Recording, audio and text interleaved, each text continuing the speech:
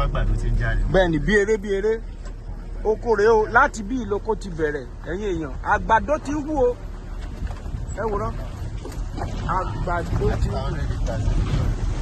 ẹ ti tà tó éka mélòó. láti 100 acres. 100 acres kábíyèsí olódùmarè òun ló lọ tẹ́ wò lọ́ọ̀kan yẹn o. ibi táwọn èèyàn ti ń rẹjú nìyẹn abẹ́rẹ́ àbà àwọn tó ń ṣiṣẹ́ wẹ́gbẹ́ ẹ jẹ́ ká lọ sunsun jẹ. so the other ọ̀nà yẹn lélẹ̀. ok ọ̀nà tó tún wọ bíi.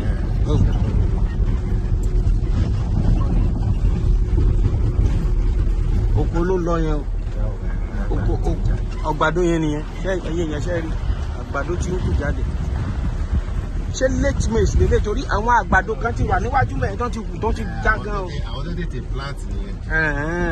tẹ́bá the other farm wọn yẹn tẹ́bá débẹ̀ yẹn máa rí àgbàdo àwọn ti ga by end of this June máa bẹ̀rẹ̀ sí ṣe harvest.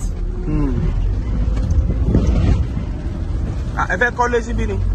àwọn block tá a máa fi ṣe corner piece àná. ok tá a máa fi demarcate ilẹ̀ fáwọn yẹn. ṣe ṣùpọ̀ bí a ṣe máa fence gbogbo wájú tàwa yìí tá a máa ṣe gate ó ní ibi tá a ti gbé símẹ̀ tó yẹ pé ibẹ̀ la máa gbọ́nà gba omi kó lọ yàtọ̀ sílẹ̀.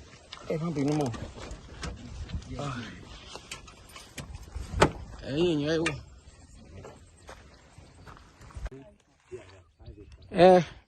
oko kejì lélẹ́yìí o oko kejì ni mo wà yìí ti gain creator company ẹ rí àwọn èèyàn wa ilẹ̀ yẹn lọ bí ọlá ọlọ́run ni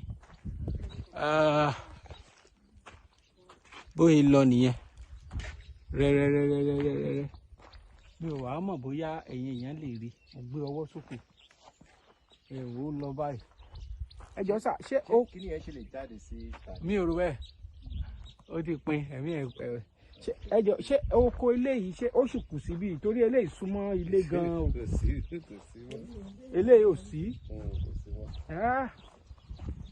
ẹ dẹ̀ wá ẹ sọ̀rọ̀ kan lẹ́ẹ̀kan sà ẹ ní oko ibí yìí ẹ ní ó ti tó ẹ lè ti di 2 million. àwọn èèyàn wá rí lọ báyìí ṣé 2 million yìí ṣé òun náà fi bẹ̀rẹ̀ oko eléyìí. rárá o ìgbà tá a bẹ̀rẹ̀ ibi yìí fi 1 million per acre la fi bẹ̀rẹ̀. 1 million per acre ṣe ti rí báyìí ẹni tó ní oko ń gbà yẹn lọ́dún mẹ́ta sẹ́yìn kán wá sọ pé kó wá ta acre tiẹ̀ tó bá tiẹ̀ sọ pé òun ò ṣoko mọ́ báyìí á wá fi pa 2 million. bẹ́ẹ̀ni. so ó dẹ̀ ń gba 60% ní gbogbo ọdọọdún. bẹ́ẹ̀ni sá. so tó bá jẹ́ mi báyìí ní ìsìn ẹnu pé mi ò ṣòwò ṣọ́ọ̀tì àbí ajẹ́ pé ẹni yẹn gan tiẹ̀ ti jèrè ó ti jèrè. bẹ́ẹ̀ni tẹ́ bá lè gùn kiri díẹ̀ ẹ máa rí ṣẹlẹ̀ step rẹ̀ wọ́n lè rí ó wà òkè ó stand.